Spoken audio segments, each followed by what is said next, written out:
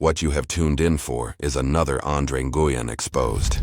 If you want to know who's Whoa. really doing it in credit repair, watch this video. If you're looking to hire a credit repair company, this video is for you, so you can see how we work here, how we get down the results that we get. Maybe this is for you, maybe it's not. So, First of all, tell me how lighting a cigar in the intro is supposed to resonate with your audience. That's what delusion tells you. today's video, the doctor of credit. This is what my clients call me. Man, what the hell?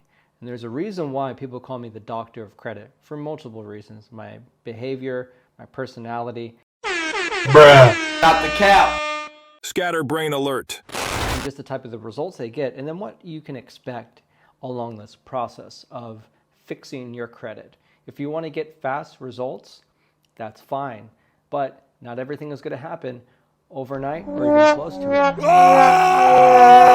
Scatterbrain alert. Follow the instructions from the doctor. What is a doctor? A position of authority. Doctors are called doctors because over years and years of practice of people before them that had tremendous success. Man, what the hell? Boy, you got me fucked up. There's just so much to unpack here. Where do I start?